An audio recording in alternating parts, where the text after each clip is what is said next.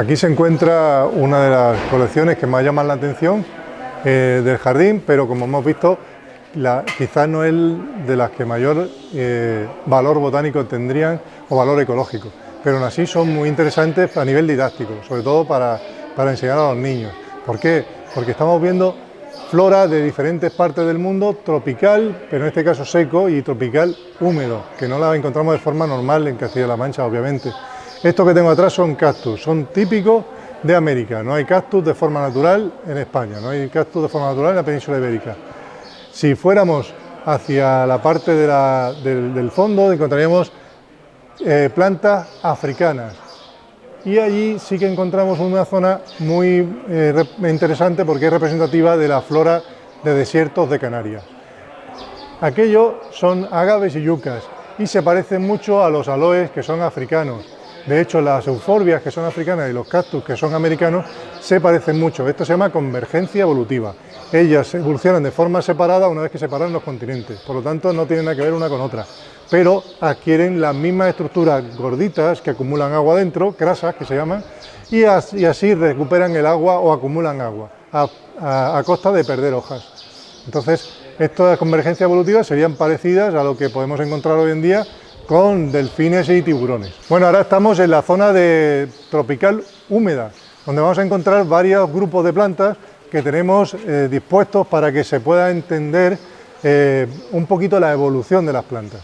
En esta parte de aquí que me rodea tenemos lo que son pluvisilvas, selvas donde llueve mucho y hay muchas hojas, plantas con muchas hojas grandes que tienen dos funciones: obtener la máxima luminidad posible porque están muy en la sombra y además obtener esa lluvia que la capturan por estas partes enceradas y que van cayendo hacia sus propias raíces para autorregarse.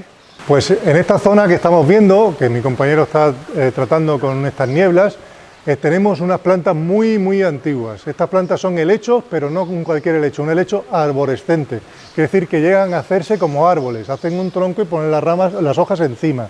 Estas plantas solían vivir en sitios con unas nieblas muy profundas y lo que hacían es levantar las hojas por encima de la niebla y la humedad la capturan más que por las raíces, a veces por los troncos, por estos pelillos que tienen aquí. Entonces él lo que está haciendo es humidificar esto.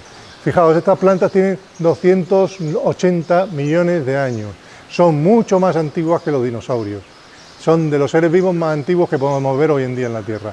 Y están en sitios como Nueva Zelanda, Australia, algunas en África, hay muy poquitas, pero algunas hay, en Sudamérica, como la que está regando ahora. Todas estas plantas, helechos arborescentes, en esta colección del Jardín Botánico tenemos 11 especies distintas de estos helechos arborescentes que son realmente fósiles vivientes y no es nada fácil encontrarlos juntos en una colección. Aquí encontramos otro grupo de plantas que son muy curiosas, que son tillandsias, que son plantas que no tienen raíz. No se enraizan a la planta a la que están, simplemente la usan de soporte. Si os fijáis, el árbol no tiene realmente raíces, es un soporte, y estas tillandsias adquieren el agua a través de nieblas y el polvo en suspensión les da los nutrientes que necesitan.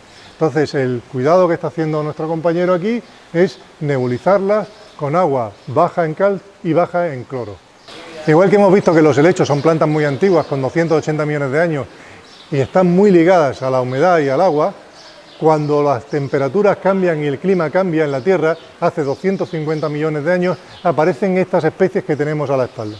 Estas especies tienen la facultad de haber creado o de ser las primeras que producen semillas. Y es en este periodo cuando se produce la separación de la vida del agua, en la época embrionaria. Es decir, surgen a la vez dos estructuras similares que son la semilla y el huevo. Y las dos tienen esa función, separar a los embriones del agua, cosa que no podían hacer los helechos. Estas se llaman cicadáceas y tienen géneros como cicas, zamias, dion, y son muy antiguas, con 250 millones de años, y podemos decir que son tatarabuelas, de algún modo, de lo que hoy conocemos como pinos y abetos. Son de esa misma línea evolutiva. Sin embargo, muchas veces son confundidas con estas plantas que tenemos aquí, que son palmeras.